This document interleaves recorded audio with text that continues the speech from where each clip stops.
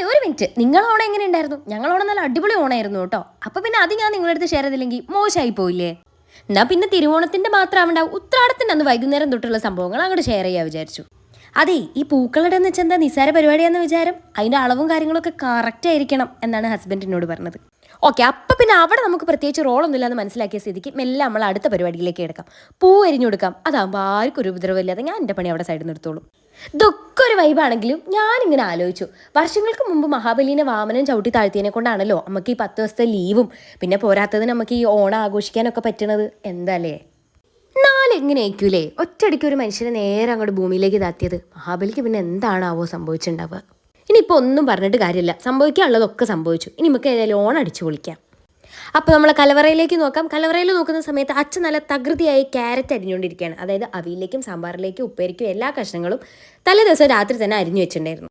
അങ്ങോട്ടൊന്ന് നോക്കി മക്കളെ, ഇന്നലെ ആ ചോക്കോണ്ട് വരച്ചത് കണ്ടപ്പോൾ നിങ്ങൾ ആരെങ്കിലും വിചാരിച്ചിനോ ഇമ്മാതിരി കളറാവുന്നത്? സത്യം പറയാലോ, ഞാൻ തീരെ വിചാരിച്ചില്ലേനി കേട്ടോ. പിന്നെ ദോഷം പറയരുതല്ലോ, ഞാൻ ആ പൂക്കളത്തിൻ്റെ ഭാഗത്തേക്കേ പോയില്ല. പോയിക്കാണെങ്കിൽ ഇത് ഇത്ര നീറ്റായിട്ട് കാണാൻ പറ്റുമെന്ന് എനിക്ക് തോന്നില്ല. ഉത്രാടത്തിന് അന്ന് രാത്രി തന്നെ നമുക്ക് തിരുവോണത്തിനുള്ള പൂക്കളിടാന്നുള്ള ഒരു ഐഡിയ കൊണ്ട് വന്നതായിരുന്നു ഞങ്ങൾ. പക്ഷേ അപ്പോഴേക്കും വരച്ച് കഴിഞ്ഞപ്പം 1 മണിയായി സമയം. പിന്നെ ഉറങ്ങിയില്ലെങ്കിൽ ഓണം കൊള്ളാവേ. അതുകൊണ്ടാണ് തിരുവോണത്തിന് അന്ന് രാവിലെ എണീച്ച് പൂക്കളം സെറ്റ് ചെയ്തു. പിന്നെ നമ്മളെ സദ്യ നമുക്ക് ഒഴിവാക്കാൻ പറ്റില്ലല്ലോ. ഉത്രാടത്തിൻ്റെ അന്ന് രാത്രി തന്നെ പച്ചക്കറി എരിയലും പരിപാടിയും കഴിഞ്ഞതിനെ കൊണ്ട് അച്ഛന് തിരുവോണത്തിൻ്റെ അന്ന് രാവിലെ കുറച്ച് റെസ്റ്റ് ഉണ്ടായിരുന്നു. പിന്നെ അച്ഛൻ അടുക്കള മുഴുവനായിട്ട് അമ്മയ്ക്ക് ഹാൻഡ് ഓവർ ചെയ്തു. അമ്മേനെ സഹായിക്കാൻ വേണ്ടിയിട്ട് ഞാനും കൂടെ പോയി.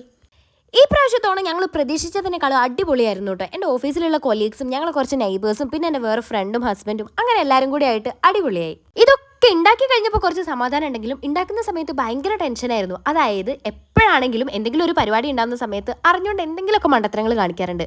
ഭാഗ്യത്തിന് ഇപ്രാവശ്യം ഞങ്ങൾക്ക് രണ്ടാക്കും അങ്ങനെ ഒന്നും സംഭവിച്ചില്ല. ഇന്ന് വന്നിട്ടല്ല എല്ലാവരും പറഞ്ഞ വേറൊരു കാര്യം കേട്ടോ. അതായത് അമ്മേനെ കണ്ടപ്പം അവർക്ക് വലിയൊരു പരിചയമില്ലായ്മ തോന്നിയിട്ടില്ല. കാരണം എന്താ, വീഡിയോയിലൂടെ അമ്മേനെ കണ്ട അവർക്ക് പരിചയമുണ്ട്. പിന്നെ എനിക്ക് വേറെ കുറച്ച് സജഷൻസ് കൂടി കിട്ടി കേട്ടോ. അച്ഛനെ തീരെ വീഡിയോയിൽ കാണാറില്ലാന്ന്. സംഭവം അച്ഛൻ ഇവിടെ ഇല്ലാത്തപ്പോഴാണ് ഞങ്ങൾ വീഡിയോ എടുക്കാറുള്ളത്. ഇനിയിപ്പോൾ എന്തായാലും നമുക്ക് ആ പരാതി അങ്ങോട്ട് തീർക്കാം. ഈ എല്ലാ സാധനങ്ങളും വിളമ്പി കൊടുക്കുന്ന ആളാണ് അച്ഛൻ.